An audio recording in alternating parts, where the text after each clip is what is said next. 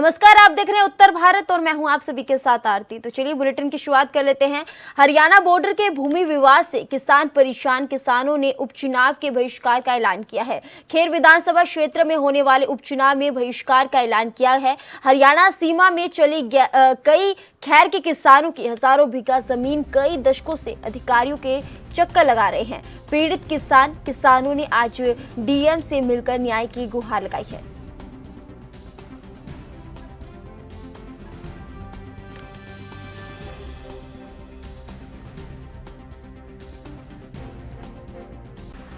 मेरा नाम चौधरी राजेंद्र सिंह, निवास स्थान मालव।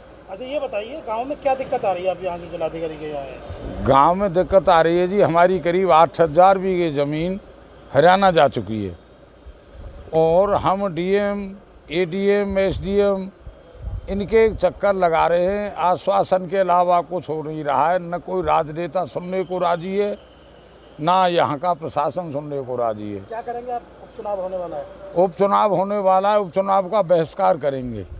क्यों? जब हमारी जमीन को हमें नज़दीक नहीं पहुंचने दे रहे तो क्या करेंगे बहिष्कार के अलावा। कितने किसान हैं जिनकी जमीनें हरियाणा में पहुंच गई हैं? मेरी मालव के किसान हैं करीब 200-250 के करीब। तो हजारों किसान अफेक्टेड हैं इससे करीब 2,000 किसान, मालव, शेरपुर, गिरधरपुर, ये तो एक पंचायत है। करने से समाधान थोड़ी होगा। चुनाव का बहिष्कार करने से समाधान होगा। समाधान चुनाव का बहिष्कार करने से होगा। इन लोगों को ये पता तो लगेगी कि ये नाराज हैं और ये कितने दुखी हैं, ये कितने पीड़ित हैं। सांसद विधायक भी नहीं सुन रहे। अब तो जो हमारे यहाँ मंत्री रहे, राजस्व मंत्री रहे, अगर वो सुनते तो ये निस्तारण ही हो जाता। हाँ, राजस्व मंत्री आपके भाई, जो राजस्व मंत्री जिस तहसील का हो, खैर विधानसभा का ही राजस्व मंत्री था और उसने अगर वो सुनता तो ये हालत ही नहीं होती, आज यहाँ आना ही नहीं पड़ता। अब चुनाव बहिष्कार करेंगे। अब चुनाव बहिष्कार करेंगे। मेरा नाम सुधीर शर्मा है और समस्या बड़ी विकट है। समस्या है हरियाणा यूपी सीमा विवाद से संबंधित। मालव गांव से मैं हूं। मालव गांव के किसान, घांगोली के किसान, गिरधरपुर के किसान हमारे साथ में हैं। समस्या लेकर के आए माननीय जिलाधिकारी जी के सामने, उन्हें अवगत भी कराया है। हालांकि अवगत तो सभी अधिकारियों को पहले से है, लेकिन केवल आश्वासन देने के बजाय और दूसरा काम कोई होता नहीं है। मालव गांव, अकेले मालव गांव की लगभग 8,000 बीघा ज़मीन कट करके हरियाणा सीमा में चली गई है, जिसके लिए हम दशकों से प्रयासरत हैं कि भाई हमारी ज़मीन हमें मिल जाए। हम बाकी पर ज़मीन ले लेकर के 4-4, 6-6 बीघा ज़मीन लेकर के बच्चों का पालन पोषण कर रहे हैं, गुजारा कर रहे हैं। अलीगढ़ के चक्कर लगा रहे हैं, चंडीगढ़ के चक्कर लगा रहे हैं, लखनऊ के चक्कर लगा रहे हैं, लेकिन समस्या का समाधान होता दिख नहीं रहा है। कितनी बीघा जमीन होगी? लगभग 8,000 बीघा ज़मीन है और किसान इस हद तक जो है दुखी हो गया है, परेशान हो गया है। प्रभावित हो रहे हैं जो हरियाणा में इसमें प्रभावित हो रहे हैं खैर तहसील के सबसे बड़े गांव मालव, घरवरा, लालपुर, ऊंटासानी, धारागढ़ी, घांगोली, ये बड़े गांव हैं। शेरपुर है, गिरधरपुर है, ये बड़े गांव हैं जिसका चुनाव पे भी खासा असर है। ये बड़े गांव हैं और ये अच्छी तरह से प्रभावित है। उपचुनाव होना है जी। तो क्या मानते हैं किसान नाराज है? किसान बहुत ज़्यादा नाराज़ है, थोड़े नाराज़ नहीं है, बहुत ज़्यादा नाराज़ है। लेकिन उन्हें कोई पूछे तब जा कर के पता लगे। कोई पूछने वाला नहीं है, कोई सुनने वाला नहीं है। केवल आश्वासन के अलावा दूसरा काम हो नहीं रहा है। तो आपके तो सांसद बड़े मजबूत हैं। नहीं, सांसद जी मजबूत हैं। सांसद जी के सामने हमने विषय रखा भी है। सांसद जी ने हमें आश्वासन भी दिया है कि हम इसको जल्दी से निपटाएंगे। लेकिन अब किसान केवल आश्वासन से मानने वाला नहीं है, क्योंकि किसानों को हम भी समझा रहे हैं, सांसद जी भी समझा रहे हैं, माननीय जिलाधिकारी भी समझा रहे हैं, लेकिन किसान इस बात पर अड़े हुए हैं कि अब जब तक निस्तारण नहीं होगा तब तक हम चैन से नहीं बैठेंगे। चाहे हमें धरना प्रदर्शन करना पड़े, चाहे अपनी ज़मीन लेने के लिए हमें हरियाणा में जा करके अपने ट्रैक्टर ले जा करके, चाहे हमें गोलीबारी करनी पड़े, चाहे हमें अपनी जान देनी पड़े। जर जोरू ज़मीन पे तो जाने चली जाती है। इस हद तक लोग जो है परेशान। बंदाऊ के डी पॉल स्कूल में वैक्सीन का टीका लगने के बाद कक्षा 7वीं की छात्रा की इलाज के दौरान मौत हो गई है। बंदाऊ की सदर कोतवाली क्षेत्र के काली सड़क काजी मोहल्ले के रहने वाली 13 वर्षीय बेटी Vaishnavi Rastogi D Paul school में कक्षा 7वीं की छात्रा थी। तो उसे हल्का फुल्का बुखार आ रहा था। डी पॉल स्कूल में वैक्सीन का टीकाकरण हुआ था, जिसमें कक्षा 7वीं की छात्रा वैष्णवी रस्तोगी को वैक्सीन का टीका लगा दिया गया था। वैष्णवी रस्तोगी की हालत बिगड़ गई। परिवार वाले उसे बच्चों के डॉक्टर के यहाँ दवा दिलाने के लिए लेकर गए। करीब 4-5 दिन उसकी लगातार दवा चली। वहीं छात्रा की मौत से परिजनों में कोहराम मच गया है और परिजनों का रो रो कर बुरा हाल है। वहीं स्कूल की टीचर भी छात्रा के घर पहुंची है।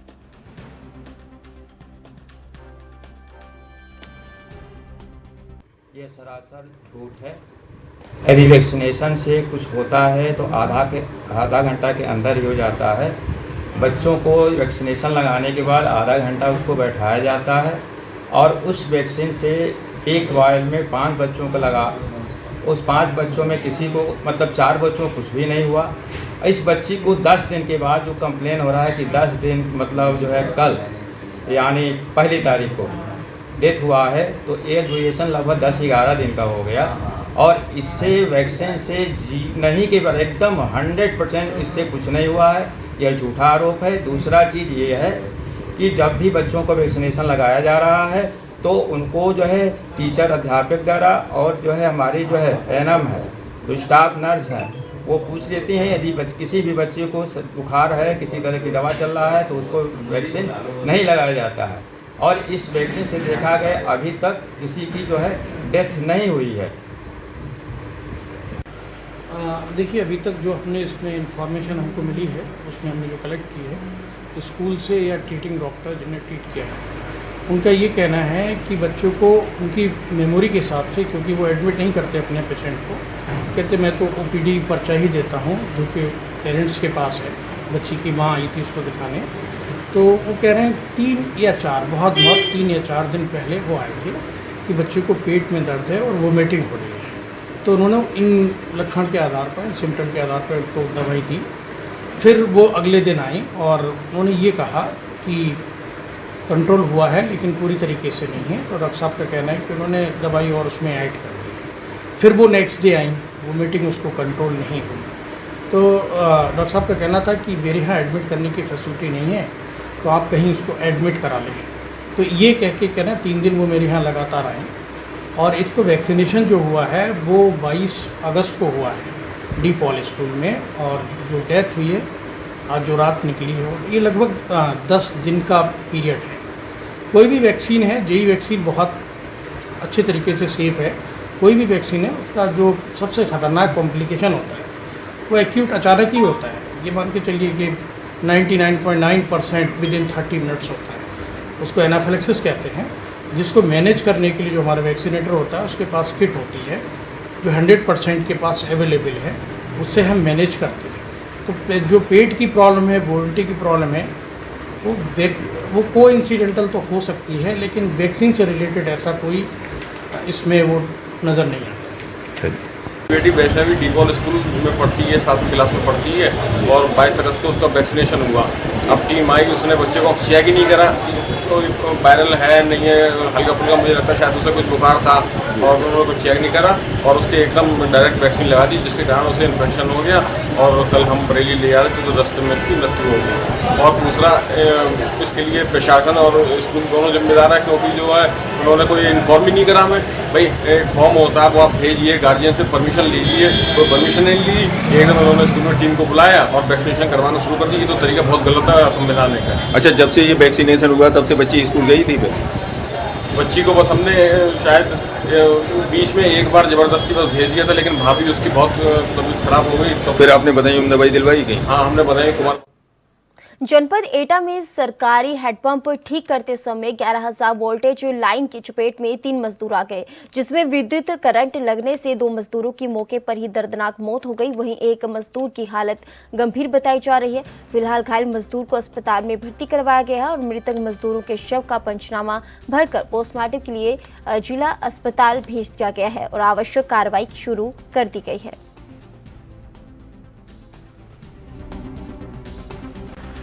एक निधौरी में मामला सामने आया जिसमें 2 लोगों करंट लगने से मौत हो गई, तो पूरा मामला क्या है और क्या जानकारी है इसमें? आज प्रातः थाना निधौली कला को सूचना मिली कि नंगला दयाराम नामक गांव में हैंडपम्प समरसेबल की बोरिंग हो रही थी, जिसकी पाइप निकाल रहे थे मेरे और वो ऊपर हाई टेंशन बिजली के करंट में टच हो गई, जिससे 2 व्यक्तियों की मौत हो गई। एक घायल हुआ, लेकिन उसका इलाज हुआ, वो खतरे से बाहर है, स्वस्थ है। शेष जो इनकी मृत्यु हो गई है, उनके संबंध में पोस्टमार्टम आदि की कार्रवाई की जा रही है। शीघ्र इसमें जाँच कर कार्रवाई। आज लखनऊ के कैंटोनमेंट क्षेत्र में स्थित छावनी परिषद के सार्वजनिक चिकित्सालय में आज से सायंकाल ओपीडी की सुविधा भी शुरू हो गई है। इस सायंकालीन ओपीडी में इसमें मरीजों को 5 बीमारियों का इलाज अनुभवी डॉक्टरों द्वारा किया जाएगा। इस सुविधा का शुभारंभ मेजर जनरल जे देवनाथ द्वारा किया गया। इस मौके पर कैंटोनमेंट बोर्ड के CEO अभिषेक राठौर ने कहा कि इस सुविधा के शुरू होने से क्षेत्र के लोगों को फायदा होगा। लगातार क्षेत्र व्यापारियों का स्थानीय लोगों की मांग पर इस ओपीडी का शुभारंभ किया गया।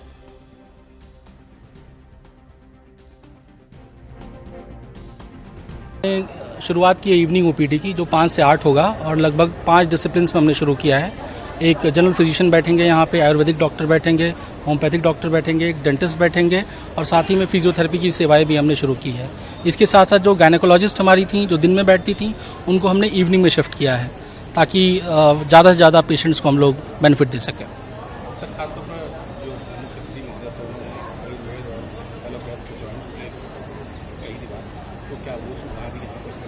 जी बिल्कुल, हम लोग अभी होम्योपैथिक मेडिसिन भी शुरू कर रहे हैं यहाँ पे, जो इस अस्पताल में नहीं था, और आयुर्वेदिक मेडिसिन का भी हम लोग शुरुआत करने जा रहे हैं।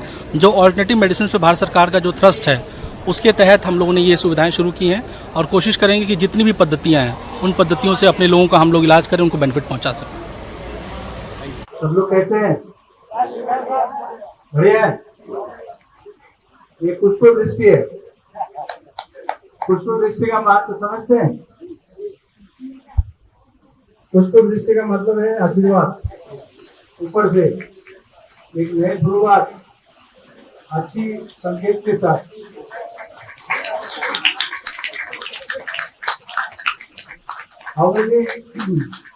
बारिश हुआ इसलिए सब एक साथ है, नहीं तो दूर दूर होते। हर एक चीज में आपको पॉजिटिविटी मिलेगी। सब आसपास है, सबके साथ हम रूबरू देख रहे हैं, बात हो रही है। सबसे पहले तो मैं धीरे पटनायक और श्री अभिषेक राठौर जी, जिन्होंने मेरे को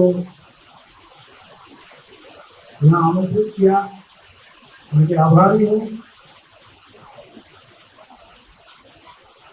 बाकी जगह में नहीं कर रहा है, ठीक है, उनके आभारी हूँ कि इन्होंने और आप सबने यहाँ मुझे आमंत्रित करके इतना सम्मान दिया और इस कार्यक्रम के जो है आपने मुझे भाग लेने का जो है अवसर दिया, इसलिए मैं आप सबके आभारी हूँ।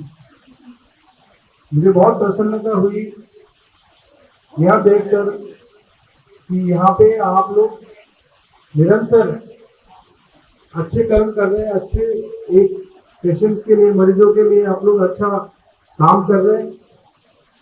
मुझे जानकारी नहीं थी, मैं 7 महीने से आया हूँ, लेकिन मुझे जानकारी नहीं थी कि इतना बढ़िया फैसिलिटी जो है कैंटोनमेंट में है और इसकी इतनी जो है यूटिलाइजेशन हो रहा है। जंघई रेलवे स्टेशन पर 3 सितंबर से निर्माण कार्य का काम चालू होने के कारण 20 दिन रास्ता बंद रहेगा। मेगा ब्लॉक भदोही की जनता को यातायात सुविधा के लिए काफी परेशानी का सामना करना पड़ेगा, क्योंकि भदोही कालीन नगरी है और भदोही स्टेशन से लखनऊ, दिल्ली, प्रयागराज, वाराणसी आदि जाने के लिए लोग ज्यादातर ट्रेन का सहारा लेते हैं, क्योंकि ट्रेन समय से पहुंचाती है और यहां से सरकारी बस डिपो में बस ना होने से आम जनता को काफी परेशानी का सामना करना पड़ेगा, जिसको लेकर के भदोही की जनता का कहना है कि मेगा ब्लॉक के दौरान कोई अस्थायी विकल्प निकाला जाए, जिससे लोगों को आसानी हो सके। ज्यादातर कालीन का कारोबार है, जिससे लोगों का लखनऊ, प्रयागराज, वाराणसी आना जाना होता रहता है। ऐसी स्थिति में रूट डाइवर्ट होने से भी लोगों को समस्या पैदा होगी।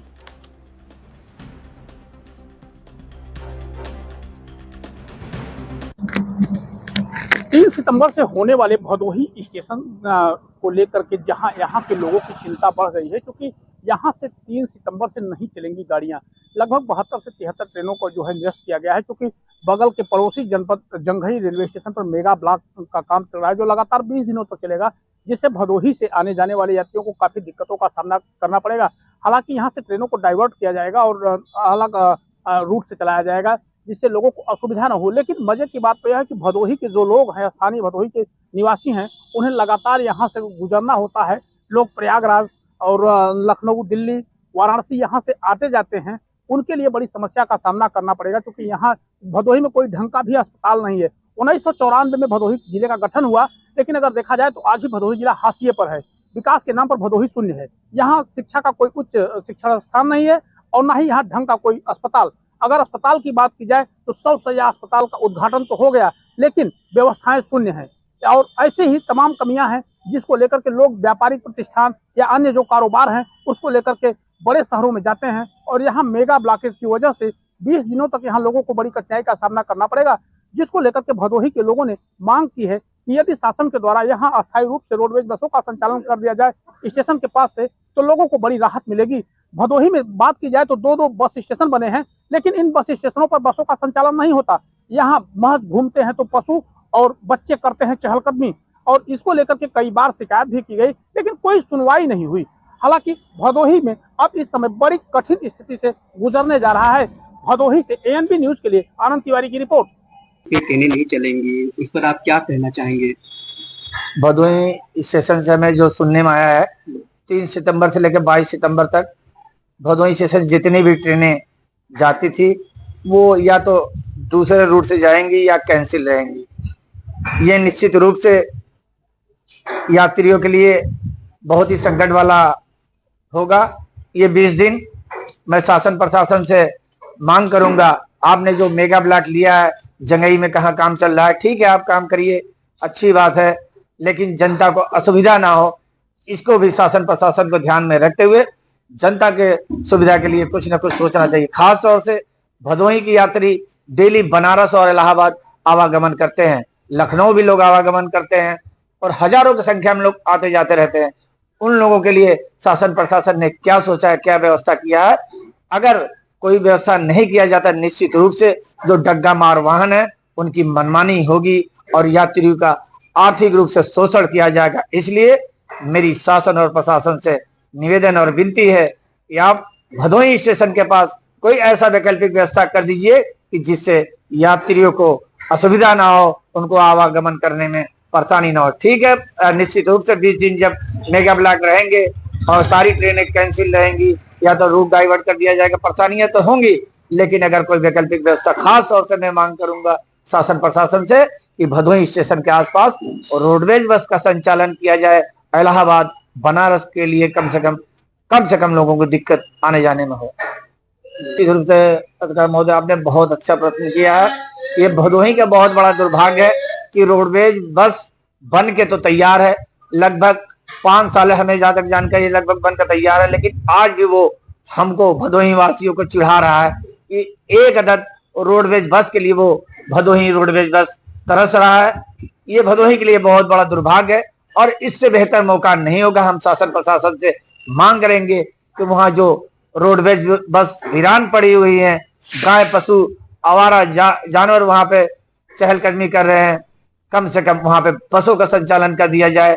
जो इस मौके पर ट्रेनें बंद है उनको आने जाने में यात्रियों को सुविधा हो जाएगी।